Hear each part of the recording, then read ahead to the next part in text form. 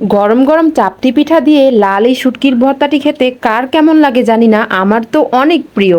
আর অনেক আগে থেকেই আমি এটা অনেক পছন্দ করি, তাই বানিয়ে ফেললাম হুটহাট করে। আসসালামু আলাইকুম, সবাই কেমন আছেন?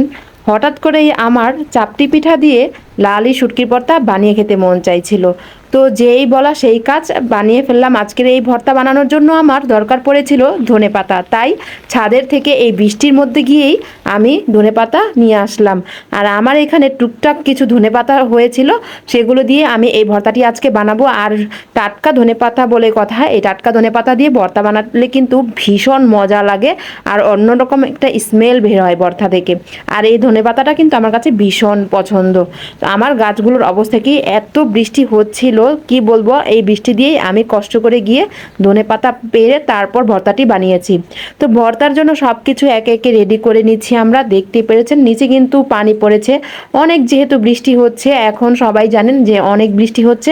তো আমারও হঠাৎ হুটহাট চাপটি পিঠা খেতে মন চাইছিল। অনেকে অনেক নামে ডাকে এই পিঠাকে, বাট আমরা কিন্তু চাপটি পিঠাই বলি। তো এই তো এদিকে ভর্তার জন্য সব কিছু রেডি করা হচ্ছে। আর এখন এত বৃষ্টি, তাই ভাবলাম যে একটু চাপটি পিঠার সাথে ভর্তা বানিয়ে খাই। তেমন গরমও পড়েনি এখন। আর আমার ভাইকে দিয়ে আমি এই বড় পাটাটি নিয়ে আসলাম। বড় পাটাতে ভর্তা বানাবো, ছোট পাটাতে কিন্তু ভর্তা বানানো যায় না। তো একে একে মরিচ, রসুন, পেঁয়াজ হালকাভাবে আমি টেলে নিচ্ছি। অনেকে আছে যে কাঁচা দেয়, কাঁচাও দেওয়া যায়, বাট এগুলো আমি সব কিছু হালকা হালকা টেলে নিচ্ছি। বাট শুটকিটা কিন্তু আমি ভালো করে টেলে নিয়েছি। এই তোমার টালা হয়ে গিয়েছে, একদমই হালকাভাবে টেলে নিয়েছি। আর ধনেপাতাটাও আমি সাইডে রেখে দিয়েছি। তো এখন সব কিছু বানানো শুরু করে দিয়েছি। এর আগে আমি অবশ্য এই ভর্তাটির ভিডিও দিয়েছি। তো আজকে আমি পুরোপুরিভাবে দিব না, তারপরেও আপনাদের হয়তো ভালো লাগবে। আপনারা কিভাবে ভর্তা বানান কমেন্ট করে জানাবেন, যে আপনাদের কাছে এই ভর্তাটি কেমন লাগে কমেন্ট করে জানাবেন। আর আমি পেঁয়াজ, রসুন আর শুকনা মরিচ একসাথে বেটে তারপর আমি এখন শুটকিটাও বেটে নিচ্ছি। শুটকিটাও কিন্তু আমি ভালো করে টেলে নিয়েছি। আমার কাছে তো এখনই যে আমি ভিডিও এডিট করছি, এখনই খেতে ইচ্ছে করছে। আপনাদের কাছে কেমন লেগেছে আমার এই ভর্তাটি? যদি ভালো লাগে আমার চ্যানেলটিতে একটু সাবস্ক্রাইব করে আসবেন, আর আমার পেজটিতে ফলো দিয়ে আসবেন। আমি এত কষ্ট করে ভিডিও করি, সবাই আমাকে একটু সাপোর্ট করবেন। আপনাদের সাপোর্টে আমি অনেকটা এগিয়ে যাব। তো এদিকে ভর্তাও বানানো হচ্ছে। আজকে কিন্তু আমি এই ভিডিওটির জন্য রান্না যতটুকু করেছি, আমি কোনো মাটির চুলায় করিনি। কারণ যেহেতু অনেক বৃষ্টি হচ্ছে, একদম একটানা তো বৃষ্টি হচ্ছে, বৃষ্টি থামানোর মানে থেমে যাওয়ার কোনো সম্ভাবনা নেই এমন অবস্থা। তাই ভাবলাম যে এই বৃষ্টিতে আসলে রান্না করা একদমই পসিবল না। তো আমি তাই গ্যাসের চুলায় সব কিছু করে নিয়েছি, গ্যাসের চুলায় টেলে নিয়েছি, সব কিছু গ্যাসের চুলায় করেছি।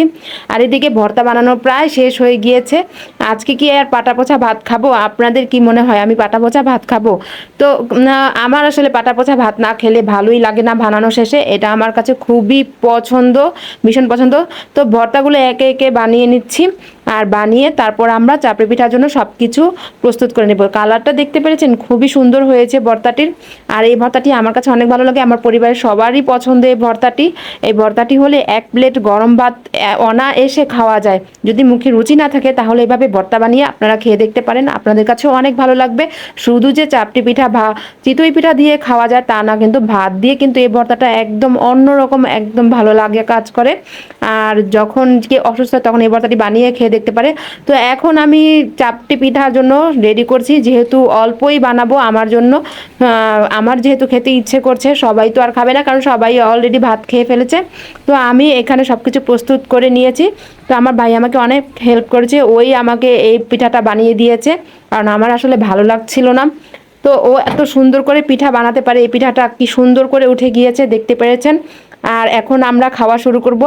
আমার কাছে খুবই ভালো লাগছিল গরম গরম পিঠার সাথে লাল এই শুটকির ভর্তা, এত ভালো লেগেছে। তো সবাই ভালো থাকবেন, সুস্থ থাকবেন, স্বপ্নের পথে পাশে থাকবেন, সাপোর্ট করবেন আমাকে। আমার চ্যানেলটিতে একটি সাবস্ক্রাইব করে আসবেন। আল্লাহ হাফেজ।